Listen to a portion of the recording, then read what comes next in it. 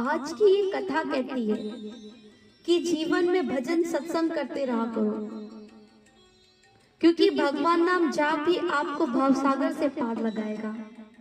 नाम मंत्र जाप करो, भजन सत्संग करो, क्योंकि हमने सुना है ऐसे बिरले ही संत हुए हैं जिनकी आत्मा सह शरीर भगवान में चली गई। हम बताते हैं कुछ संत ने अपना सब कुछ प्रभु को सौंपा। भीष्म पितामह ने भी तो अपनी बुद्धि, अपनी मति को भगवान को सौंपा था।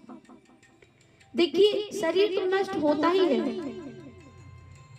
इस संसार में, लेकिन संतों की वाणी कहती है ऐसे भक्त बिरले ही हैं जो सह शरीर भगवान की मूर्ति में समा गए।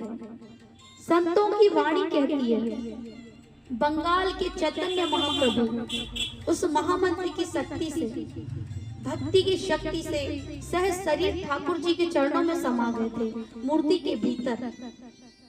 और राजस्थान मेवाड़ की मीराबाई सह शरीर द्वारिकाधीश में समाई थी।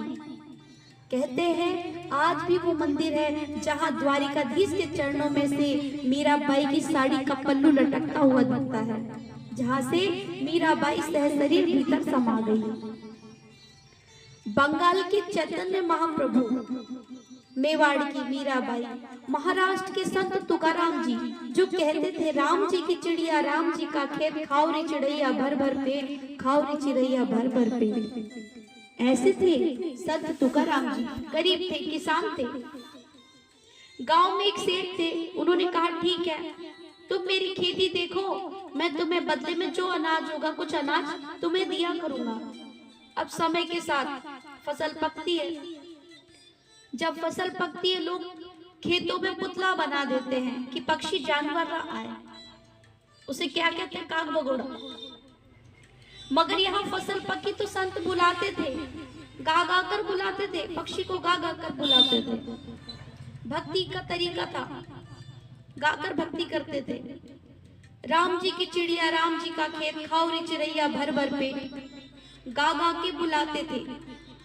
सेठ जी बोले पागल हो गए हो, ये सब खा जाएंगी, और जब ये सब खा जाएंगी तो निकलेगा क्या? निकलेगा नहीं तो तुम्हें भी कुछ मिलेगा नहीं, और उल्टा तुम लाकर दोगे। संत तुकाराम जी बोले अभी नहीं, आखिर दिन बात करना, और तुम चिंता मत करो।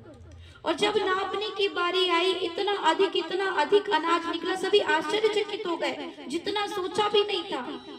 ऐसी भक्ति थी संत तुकाराम जी की, जो सह शरीर समाये थे श्री